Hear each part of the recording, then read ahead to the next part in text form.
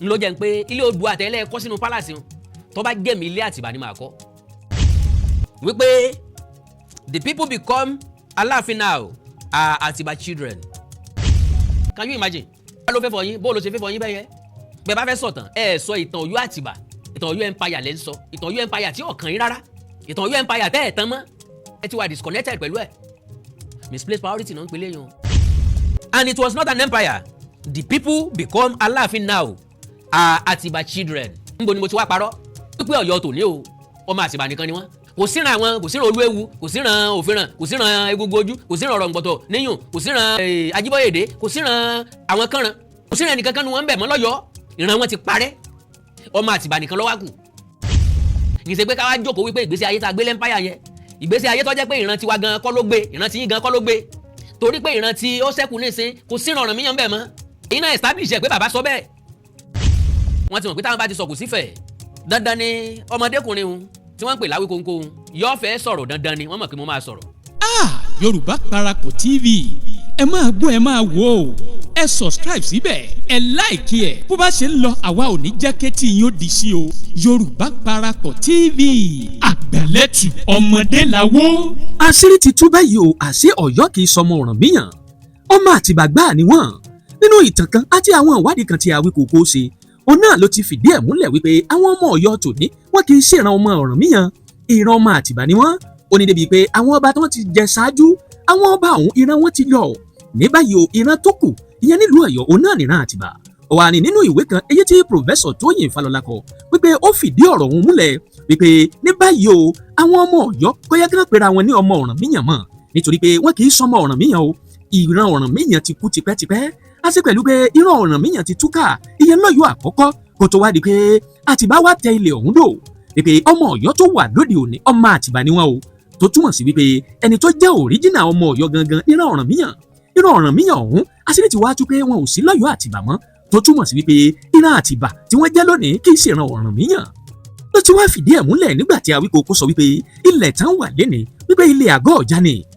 Awíkókó tú pẹ̀rẹ̀pẹ̀rẹ̀ ọ̀rọ̀ àwọn ọ̀rọ̀ tó sodo tá ò mọ̀ tẹ́lẹ̀ nínú èyí tí Awíkókó ti fi ọ̀pọ̀lọpọ̀ àwọn ìwé tó kà àti ọ̀pọ̀lọpọ̀ àwọn ìwé tí ọ̀pọ̀lọpọ̀ pòfẹ́sọ̀ kọ nípa ẹ̀ nínú èyí tí Awíkókó ṣàfihàn wípé àwọn ọmọ Ọ̀yọ́ ń fi pamọ́ ni àti pẹ̀lú pé àwọn ọmọ Ọ̀yọ́ rò wípé àwọn ìtàn ọ̀hún àwọn ló ṣègbè fún níbi tó ti fohùn sáké wípé rárá o ìlú Ilé Ifẹ̀ òun náà ló ṣègbè fún níbi tí àwọn ìtàn ọ̀hún ti tú àṣírí àwọn Ọ̀yọ́ tó fi hàn wípé wọn kì í ṣe ọmọ Ọ̀rànmíyàn mọ́ ọmọ Àtìbà gbáà ni wọ́n ẹ wo ọ̀rọ̀ pọ̀ nù òwe kọ́bọ̀ ẹ má jẹ́ ń tú gbogbo kìíní pẹ̀rẹ̀pẹ̀rẹ̀ ọ̀hún tán nítorí pé wọ́n fi àwọn fọ́nrán ọ̀hún wá àti àwọn lẹ́tà àwọn ìwé tí Awíkókó kà àti nínú interview kan tí wọ́n ti béèrè lọ́wọ́ bàbá wa ìyẹn Professor Tóyìn Fálọlá bàbá tún pẹ̀rẹ̀pẹ̀rẹ̀ ọ̀rọ̀ ẹ wò ó bá dégbà àkọ́kọ́ lẹ́yìn wò wá abẹ́yìn tí olólùfẹ́ wa tẹ́lẹ̀ rí ṣùgbọ́n ẹ ò tí ì tẹ subscribe button síbẹ̀ à ń bẹ̀ yín ni ẹ bá wa tẹ̀ sójú ẹ̀ torí bá ṣe ń jábọ́ bí àpò ìrè àwa ò ní jẹ́ kí tí yóò di sí i ibi tọ́rọ̀ Ọ̀yọ́ dé dúró báyìí àfi kí wo wájú ọmọ ojú tọ́rọ̀ ọ̀hún káwò pé tá lọ́mọ ọkọ gan ta wá lọ́mọ àlè báwo lọ̀rọ̀ ọ̀hún ṣe jẹ́ lórí tí wọ́n fi ń gbójú wa gan sílé Ifẹ̀ ẹ wò ó ẹ bá wa tẹ subscribe button síbẹ̀ ẹ wá mú gbàgbé láti tẹ àgbo pélébé tí ń bẹ lẹ́gbẹ̀ẹ́ èyí tí ó máa rán yín létí nígbàkúùgbà tá a bá ti wà lórí ètò ẹ já bá yín dọ̀rẹ́ kẹ́yìn náà ó bá wa dọ̀rẹ́ ẹ bá wa tẹ subscribe button síbẹ̀ ẹ já pé kinní ọ̀hún káàkiri àwọn social media àti lórí àwọn gúrùpù gbogbo káwọn èèyàn lè mọ bí kinní ọ̀hún ṣe ń lọ ẹ já share ẹ̀ níbo ni ìtàn Ọ̀yọ́ dé dúró báyìí àti pẹ̀lú pé níbo ni ọ̀rọ̀ Ilé Ifẹ̀ àti Ọ̀rànmíyàn dé dúró pẹ̀lú Aláàfin Ọ̀yọ́ ẹ já máa bẹ́tù ọ̀hún bọ̀ ẹ já share. Now because the Ọ̀yọ́ that the Owóadé is governing is Ọ̀yọ́ Àtìbà kì í sọ Ọ̀yọ́ empire mọ́ Ọ̀yọ́ tí Owóadé ń ṣe alákòóso ẹ̀ lónìí o Ọ̀yọ́ Àtìbà ni o it was not an empire it was a city kì í ṣe empire mọ́ empire ti lọ city ni Ọ̀yọ́ tá wà nísìnyí. Now so Mr. Edmond wá bèrè wípé the empire had collapsed baba ni yes broken into pieces which Ìbàdàn was one pègbà tí Ọ̀yọ́ empire fọ́nká tó pín yẹ́lẹyẹ̀lẹ nínú ẹ̀ ní Ìbàdàn ti dìde kò túmọ̀ sí pé ìdìde Ìbàdàn pé ọmọ Ọ̀yọ́ nìkan làwọn ti ń bẹ́ńbẹ́. So bàbá wa ní the collapse was triggered by the Fulani attack crisis. So because they subsequently control Ìlọrin and they launched a series of invasion ń sọ̀rọ̀ nípa àwọn Fulani ní ìgbà lọ́wọ́ tí wọ́n ti gbàkóso ìlú Ìlọrin tọ̀tún tòsì tíwájú tẹ̀yìn ni wọ́n ń kógun jà wọ́n fẹ́ wàhálà láyìíká wọn ọmọ káàró òjìrè tó wù kó lè wà láyìíká wọ́n fẹ́ kọ́ńkà wọn kí wọ́n gbalẹ̀ wọn torí pé ajédé kì í jẹ̀ kán mọ́. So and they launched a series of invasion. So when that empire collapsed, people fled in different directions. Brother mi, Ọ̀yọ́ legacies, o rò pé ó fẹ́ fọ yín, kò fẹ́ fọ yín. People fled in different directions. Gbogbo àwọn tó kú lọ́yọ̀ọ́ kálukú forí lébi tó rí gbà. Lára wọn tí làwọn tá a dorí kọ̀ náà fẹ́ padà. Lára wọn làwọn tí wọ́n lọ káàkiri ilẹ̀ káàró òjìrè tógun lé ńgbà tí ilé bá ti wó kò síbi táwọn tí ó ń gbénu ilé ọ̀hún ó gbé mọ́ kálukú wà bòmí ìsàtìpó ni. Now Mr. Edmond ògbóǹtagí nínú àwọn tó máa ń fi ọ̀rọ̀ wá àwọn ọ̀jọ̀gbọ́n àwọn onímọ̀ ìjìnlẹ̀ àwọn èèkàn láàrin ìlú àwọn olóṣèlú lẹ́nu wò ni. So ó béèrè lọ bàbá Professor Tóyìn Fálọlá pé ìjà àgbà láàrin Ọọ̀ni àtàláàfin gẹ́gẹ́ bí òǹpìtàn kí wọ́n bá wa dá sí i. Ìkọ́ sábà sọ pé ìjà àgbà ń bẹ láàrin wọn àwọn tọ́rọ̀ òye ká mọ̀ pé wọ́n ló pònú àwọn tọ́rọ̀ òye ọ̀rọ̀ kì í yé wa bákan náà lójú òye tiwọn wọ́n rò wípé kò síjà kankan láàrin wọn gbélé tá à ń ṣe yìí àfi ń dájà lẹ̀ láàrin wọn ni míì wá àwọn ọ̀jọ̀gbọ́n mọ̀ àwọn àgbàlagbà mọ̀ àwọn tí wọ́n tó bàbá fún wa wọ́n mọ̀ pé ìjà àgbà ń bẹ láàrin wọn ó wá kẹ́ntì ọ̀sọ́ ṣùgbọ́n nísìnyí tá a ti wá sọ tó ti wá di pé ó ti di kárí ayé aṣọ ń ṣúgà afẹ́fẹ́ ti fẹ́ fùrọ̀ adìẹ ti hàn síta kálukú wá bẹ̀rẹ̀ sí ní sọ ìhà tó kọ sí wọn àti bó ṣe rí lójú wọn ẹ já mú bit by bit. Bàbá Tóyìn Fálọlá wọ́n dáhùn báyìí I wrote him a long piece and one of the things I wrote forget this rivalry. Ìyẹn wà nínú àpilẹ̀kọ tí mo kà nígbà tí mo ṣe live tí mo ní Professor Tóyìn Fálọlá kọ.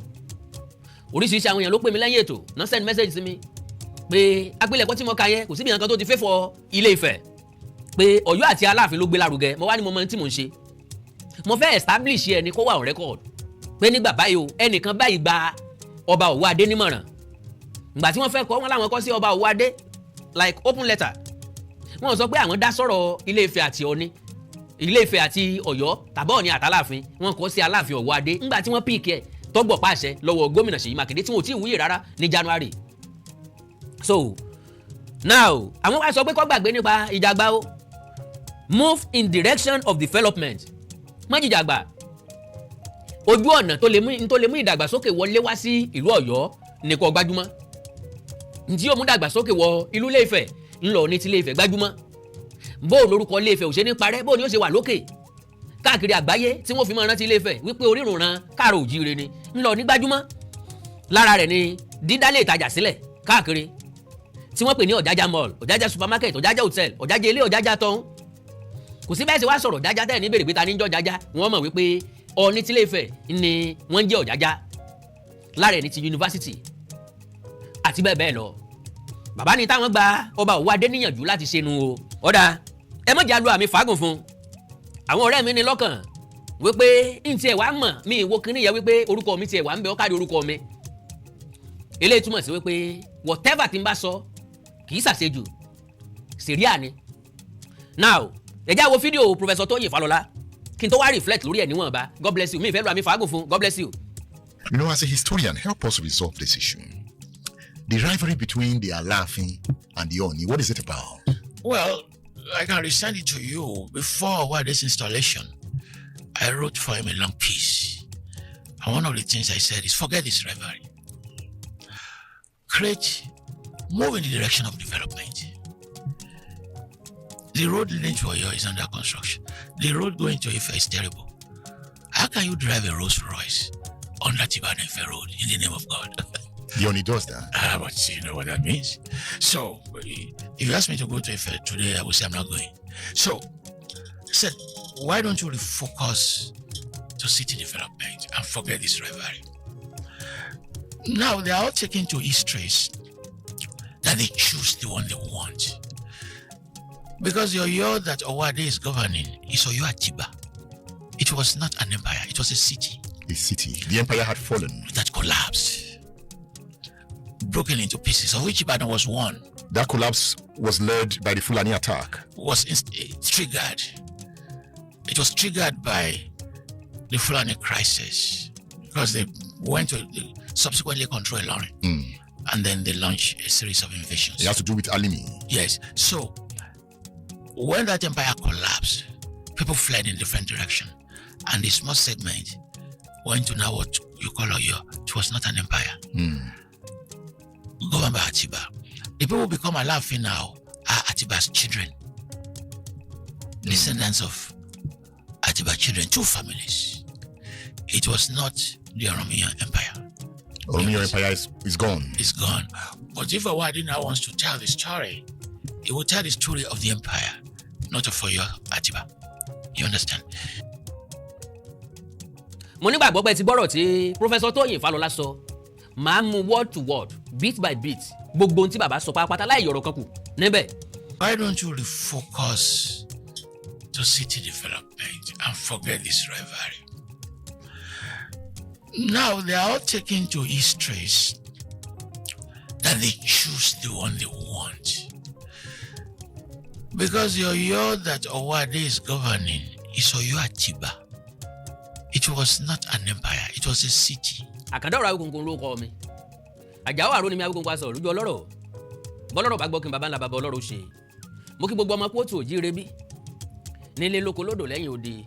Àná ọlọ́run alayò ní fi ń sílẹ̀ o. Ẹ ní bòkú ọmọ ńlé wàhálà àti ìdààmú kiri tóbi kò ní mọ̀nà ẹ̀dẹ̀ wa. Mo kí gbogbo wa. Pàkú dédé àkókò yìí. Yóò jẹ́ ìyàlẹ́nu fún ewé akíní Awíkonko kí ló dé tó tòwé jọ báyìí. Ẹ̀kún ni ibakùn wa.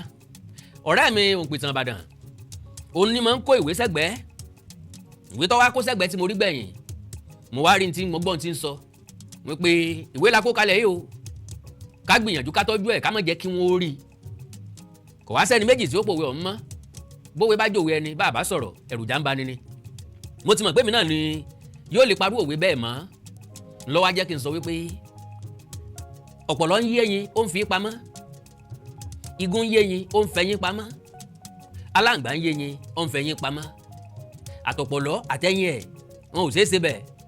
Àtigún àtẹ̀yìn ẹ̀ wọn ò ṣeé ṣe bẹ́ẹ̀. Àtàláǹgbá àtẹ̀yìn ẹ̀ wọn ò ṣeé ṣe bẹ́ẹ̀. Ló wá jẹ́ kí n sọ wípé aṣọ tí àlejò wọ̀ tí ń sọ̀jìká onílé ní lílò ni ò tí ì kàn. Mo wá ní ó nìkan kọ́ ló níwèé. Ó nìkan kọ́ ló kówèé jọ. Challenge ló bí ọ̀pọ̀lọpọ̀ òwe tí ń bẹ ń bì yìí. Èmi ni mo challenge àwọn ọmọ fẹ̀. Pé tó bọ́ bá wù yín ẹ kó tàn bóde. Tó bá sì wù yín ẹ pàtàn bá bẹ́. Èmi ìkúkú sọmọ fẹ̀ ní tó bá wù wọ́n kan fojú yín rí. Ilé Ifẹ̀ wá ní kí ló ṣubú tí àwọn. Wọ́n wá kó ìtàn tá a wí jáde lọ́pọ̀lọpọ̀. Bẹ́ẹ̀ bá wò dáadáa ẹ rí i pé àwọn tó jó didi ìwé ń bẹ ńlọ wà lókè yìí. Àwọn tó wà ń sàlẹ̀ yìí wọ́n ṣe odidi ìwé.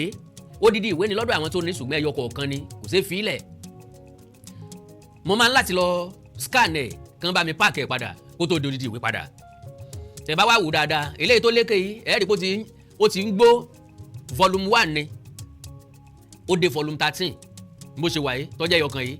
Volume 1 lélẹ́yìí ó dé volume 13 njó látò jẹ́ tán. So láti wá fi hàn ọ̀rẹ́ mi Òǹpìtàn kó lè mọ̀ wípé bíṣọ ẹni bá ta àádọ́ọ̀bù jẹ ni n ò ṣe wèrè mọ́ inú ẹni ní gbé. Agbájé lówó bá bẹ́ẹ̀ lóògùn àǹfààní ìran tiwọn nìkan ni.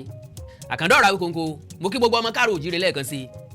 Bẹ́ẹ̀ bá gbàgbé lẹ́nu ọjọ́ mẹ́ta yìí náà ni fọ́nrán kan jáde ìfọ̀rọ̀wánilẹ́nuwò ìfọ̀rọ̀wérọ̀ bàbá wa ọ̀jọ̀gbọ́n nínú àwọn nǹkan Professor Tóyìn Fálọlá. Wọ́n sọ àjọsọpọ̀ pẹ̀lú ohun wádìí kan lórí ètò.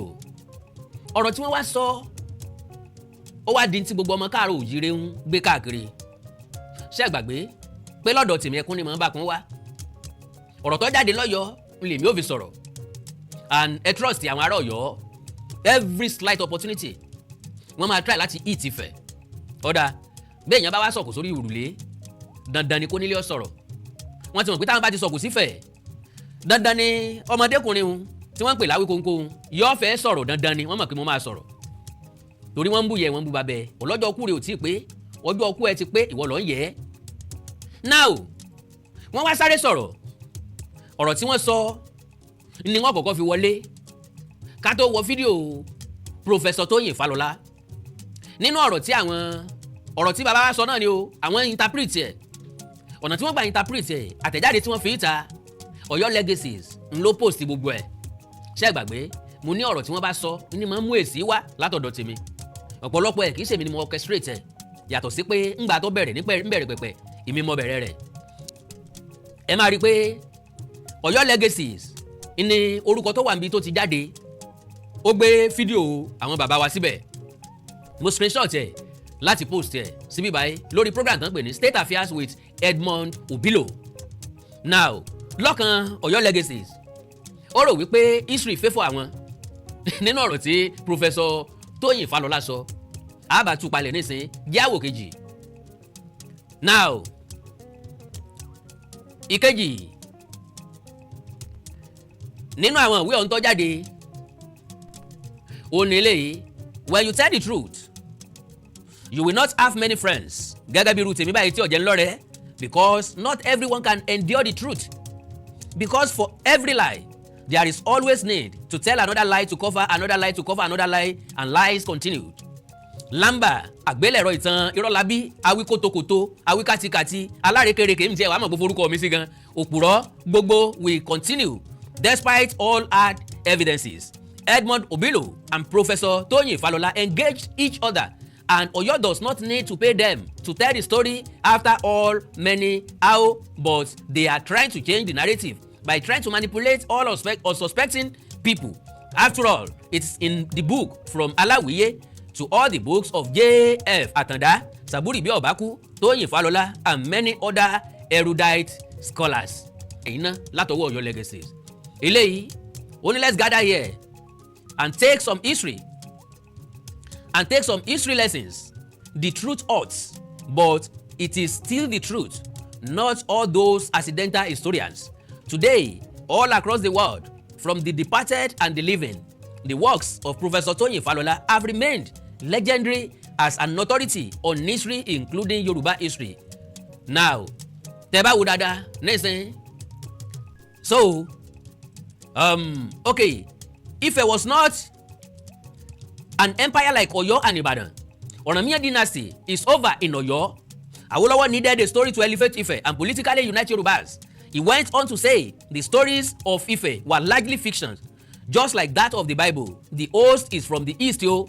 Now, lọ́kàn ẹni ó rò wípé ọ̀rọ̀ yẹn fẹ́ fọ́ Ọ̀yọ́, ṣùgbọ́n gbà tí mo bá tú àtúpalẹ̀ rẹ̀ tán wọ́n mọ position bíi tí wọ́n wà já tún wọlé tó tún kàn. So ilé tó wà nísàlẹ̀ ọ̀hún Ife was not an empire màá mú jáde wá fún yín complete ọ̀yá bá ń gbé sí kejì ilé tó tún kàn. Okay, Ife was not an empire. Major points here nínú ọ̀rọ̀ yẹn náà lélẹ̀ tí mo jáde o. Ó ní Ọ̀yọ́ Legacies náà ló post ẹ̀. Ife was not an empire like Oyo and Ibadan. Oranmiyan dynasty is over in Oyo. Ṣé ti rí nísìn ó rò pé tàn yẹn fẹ́ fọ́ àwọn. Tí mo ti sọ tẹ́lẹ̀ ni Professor Tóyìn Fálọlá ń sọ yìí wípé ìran Oranmiyan ẹ̀jẹ̀ Oranmiyan ó ti parẹ́ kù lọ́yọ̀ kò sí ń bẹ̀ mọ́.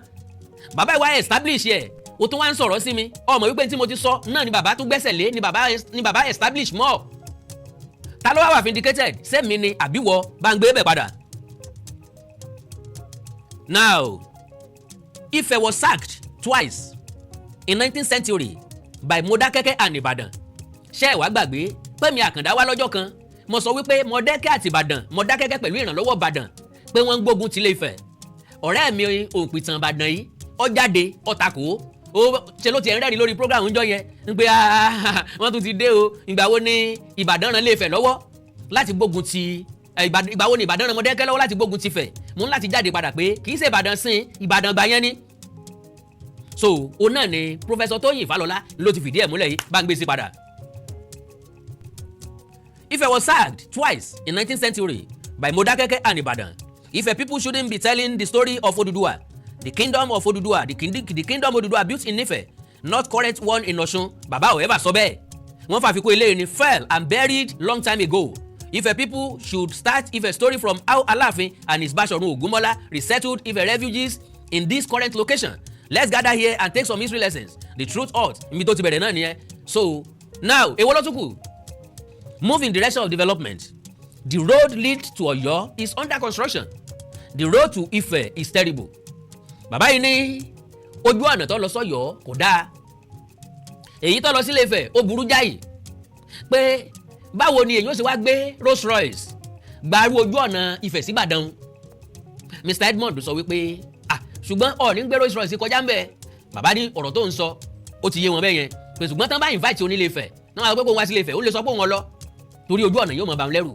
Now, So how can you drive a Rolls Royce on Ife Ibadan road? And when if you ask me to go to Ife today, I may say I'm not going. Àwọn lè sọ pé àwọn ò lọ. Why don't you refocus to city development and forget the rivalry? Èwo ló kù. So okay, gbogbo ẹ̀ náà nu Aláàfin Ọ̀wádé ni wọ́n ń bá wí bẹ́ẹ̀ yẹn pé kí ló dé tó èrò ẹ pa kó lórí ìwọ́jú mi èmi ò jù ọ́ kó bẹ́ẹ̀sì ọ̀rọ̀ ẹ lórí kí ni yóò mú dàgbàsókè wọ ìlú Ọ̀yọ́ wá bó o láṣẹ lámì tá a lápa láàrin ìlú tí ń bẹ ńlẹ̀ Káàárọ̀ Oòjíire lónìí ká gbàgbé Ọ̀yọ́ empire tó ti ṣubú sẹ́yìn ká gbé Ọ̀yọ́ Àtìbà yìí lárugẹ. So now they are all taken to history. Ẹ gbọ́ bẹ̀rẹ̀ dáadáa o gbogbo ẹ̀yin ọ̀jọ̀gbọ́n tí ń gbọ́ mi o. Now they are all taken to history that they choose the one they want. Tẹ́ bá gbọ́ mi dáadáa sẹ́yìn èmi Àkàndá ọ̀rọ̀ Awíkonko sọ wípé ìtàn tó sọ̀rọ̀ lọ síbí ó lè sọ̀rọ̀ padà síbí torí pé ìtàn dàbí pé kéèyàn lọ kán sọ pé káwọn student kan wá ṣe project lórí same topic. Àwọn kan gba bí àwọn kan gba bí àwọn kan gba bí àwọn kan gba bí kálukú wọn wá mú àbájáde wọn wá gẹ́gẹ́ bẹ́ẹ̀ nìtàn ṣe jẹ́. Ìtàn ò kí ń lójú kan òpònú èèyàn ni máa ń sọ̀tàn tí ó wá rò pé ojú kan tó ń ti sọ yẹn náà ni gbogbo ìtàn gbà wá torí pé eléyìí tó kọjú sí ọ ọkọ ẹ̀yìn sẹ́lòmíì bí wọ́n ṣe ń kọ́ láti wájú lẹ́lòmíì ṣe ń kọ́ látẹ̀yìn pé àìwájú ẹni tí mò ń kọ yìí o orí pọn gbá tàbí wájú ẹ̀ moderate ẹni tí ń kọ́ látẹ̀yìn lè sọ pé lẹ́gọ̀ píún. So bí gbogbo àwọn nǹkan ìṣe wà láàrin ara wọn nìyẹn ní tí bàbá Fálọlá náà sọ nìyẹn pé kálukú yẹn ìtàn tó fẹ́ láàyò ìtàn tó yọ fẹ́ ńlọyọ yàn láàyò eléyìí tá a fẹ́ ńlá yàn láàyò. So wọ́n ní and a small segment went to now what we call Ọ̀yọ́ and it was not an empire. A small segment ìpín kékeré àkójọpọ̀ èèyàn kékeré ni wọ́n débi tá à ń pè ní Ọ̀yọ́ lónìí ṣùgbọ́n Ọ̀yọ́ tí wọ́n dé o kì í ṣe empire tí wọ́n ti kúrò o empire tí wọ́n ti kúrò ó ti di ìgbàgbé sísọ rẹ̀ nínú ìtàn lásán ni bẹ́ẹ̀ bá gbàgbé ẹ lọ tú ètò tí mo ti ṣe ń bẹ̀rẹ̀ mo ní kò sí nínú wa tí ó gbàgbé Ọ̀yọ́ empire ṣùgbọ́n ẹ jẹ́ kó jẹ́ nǹkan tí wọ́n máa kọ́ nílé ẹ̀kọ́ fall of Ọ̀yọ́ empire fall of Roman empire fall of kìnìkan empire ìtọ́ dà nìyẹn ní ṣe pé ká wá jókòó wípé ìgbésí ayé tá a gbé lẹ́mpáyà yẹn ìgbésí ayé tó jẹ́ pé ìran tiwa gan kọ́ ló gbé ìran tí yín gan kọ́ ló gbé torí pé ìran tí ó ṣẹ́kù ní ìsìn kò sí Ọ̀rànmíyàn bẹ̀ mọ́ ẹ̀yin náà establish ẹ̀ pé bàbá sọ bẹ́ẹ̀. So ó wá ní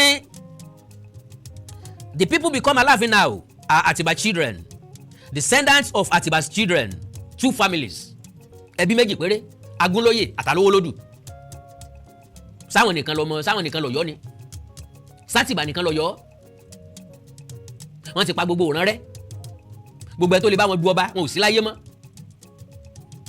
wọ́n wá gbé ẹbí mi dìde. So and it was not an empire the people become Aláàfin now are Atiba children.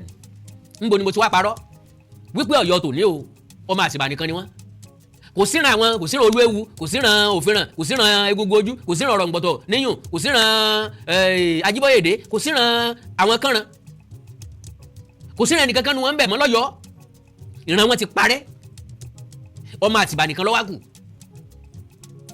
èwo mo wá fi parọ́ ńbẹ̀ èwo lọ́jẹ̀wé ìtàn jẹ́ ẹ̀fọ́dún jọ ńbẹ̀. So now 2 families bàbá ọ̀ sọ pé Agúnlóyè àtàlówólódù èmi mo fi kún pé ǹgbà ó jẹ́ pé bí méjì tó kù náà nu Alówólódù àtàgúnlóyè Agúnlóyè àtàlówólódù ẹja tẹ̀ wájú wípé the people become Aláàfin now are Atiba children the people becoming Aláàfin now are Atiba children àwọn ọmọ Àtìbà nìkan ni wọ́n ń jẹ Aláàfin lónìí sátìbà nìkan lọ́yọ́ ńbo làtìbà ti wá àwọn ọmọ Àtìbà mọ ibi tí àwọn ti wá but wọ́n láti sọ fún wa fúnra wọn wọ́n ní descendant of Atiba children 2 families Agúnlóyè Alówólódù it was not the Ọ̀rànmíyàn empire kì í ṣe Ọ̀rànmíyàn empire mọ́. But if Owóadé now want to tell the story he will tell the story of empire not Ọ̀yọ́ Àtìbà. Can you imagine? Nbo wa ló fẹ́ fọyín bó ló ṣe fẹ́ fọyín bẹ́ẹ̀ yẹn bẹ́ẹ̀ bá fẹ́ sọ̀tàn ẹ sọ ìtàn Ọ̀yọ́ Àtìbà ìtàn Ọ̀yọ́ empire lẹ́ ń sọ ìtàn Ọ̀yọ́ empire tí ọ̀kan yín rárá ìtàn Ọ̀yọ́ empire tẹ́ ẹ̀ tán mọ́ ẹ ti wà disconnected pẹ̀lú ẹ̀ ńlẹ̀ ń sọ misplaced priority náà ń pelé yẹn o kẹ́yìn ó torí pé bàbá ẹ̀ ò lówó lọ́wọ́ kó adopt bàbá oníbàbá àbí kẹ́yìn ó torí pé ìyá rẹ̀ ọ̀rẹ́ wà tàbí mọ̀mọ́ ẹ̀ ní ìpèníjà ara kó adopt ìyá oníyàá lọ́jọ́ nǹkan ẹ̀yẹ gẹ́gẹ́ bẹ́ẹ̀ ló ṣe rí nígbà tí wọ́n bá deny bàbá tiẹ̀ ńlọ jẹ́ pé ilé Oòduà àtẹ̀lẹ́ kọ́ sínú palace tó bá jẹ́mi ilé Àtìbà ni màá kọ́ láti promote orúkọ Àtìbà ńlọ jẹ́ pé ilé Oòduà àtẹ̀lẹ́ kọ́ sínú palace tó bá jẹ́mi ilé Àtìbà ni màá kọ́ láti promote orúkọ Àtìbà ẹlẹ́ẹ̀tàn mọ́ Oòduà because n tó kà tí yẹn kọjá lẹ́ẹ̀kan ni pé fiction ni tó Odùduwà mò ń bọ̀ wá ṣàlàyé fún lẹ́kùnrẹ́rẹ́ pẹ̀lú fídíò Professor Tóyìn Fálọlá náà but unfortunately tí n bá ní kí n mẹ́nu lé nísìn ètò yóò ti pọ̀ jù ní ó fi lápá kejì n ò sì wá ní dánilágara pẹ̀lú apá kejì náà àákò tá a dé yìí àákò tí a ti máa ní sùúrù ni gbogbo ẹ̀yin tẹ́ bá farabalẹ̀ gbọ́ ọ̀rọ̀ bàbá wa Professor Tóyìn Fálọlá mo mọ̀ wípé yóò wù yín láti gbọ́ sáìdì ọ̀dọ̀ tèmi lórí ẹ̀ because àwọn ọmọ Ọ̀yọ́ náà kọ́kọ́ fò jáde tí wọ́n ń pín káàkiri tí wọ́n ń ṣọ́ ẹ̀ káàkiri ṣá ẹ̀ káàkiri pé ojúlówó ìtàn rèé òótọ́ ni ó korò ṣùgbọ́n èlé tí mò ń sọ ẹ mọ̀ pé òótọ́ ni àbí ó máa tó já ìjòyè lójú láti mọ̀ pé òótọ́ ni. ṣùgbọ́n ṣá o kí ló fa gbogbo orúkèrúdò yìí bó tilẹ̀ jẹ́ ṣe pé àwọn wàhálà yìí ti wà láti ìgbà pípẹ́ wá láti ọjọ́ gbọrọ ni òun náà ni àwọn nǹkan wọ̀nyí ti ń ṣẹlẹ̀. kó wá ní jù báyìí lọ táàrí labalábí tá a wà yìí a ó tún jọ pàdé lọ́jọ́ míì ọjọ́ rẹ ni o búburú kan ò ní ṣe yín kò ní ṣe wá bó bá jẹ́ gbà àkọ́kọ́ lẹ̀ yín wò wá báwa tẹ subscribe button síbẹ̀ o bóyá ẹ ti wá di olólùfẹ́ wa tẹ́lẹ̀ ṣùgbọ́n a ò tí ì tẹ̀ síbẹ̀ báwa tẹ̀ sójú ẹ̀ à ń bẹ̀ yín ni o ẹ̀jẹ̀ á bá yín dọ̀rẹ́ kẹ́yìn náà ó sì bá wa dọ̀rẹ́ ẹ má gbàgbé láti tago pélébé tí ń bẹ lẹ́gbẹ̀ẹ́ èyí tí ó máa rán yín létí nígbàkúùgbà tá a bá ti wà lórí ètò ẹ̀jẹ̀ á share ètò ọ̀hún ẹ̀jẹ̀ á pín kálẹ̀ a ó tún jọ pàdé o lọ́jọ́ míì ọjọ́ rẹ ni búburú kan ò ní ṣe yín kò ní ṣe wá ire o ire kàbìtì. Yorùbá Parapọ̀ TV ẹ máa gbọ́ ẹ máa wò ó ẹ subscribe síbẹ̀ ẹ láìkí ẹ̀ bó bá ṣe ń lọ àwa ò ní jẹ́ kétí yín ó di sí o Yorùbá Parapọ̀ TV àgbàlẹ́tù ọmọdé làwọ̀.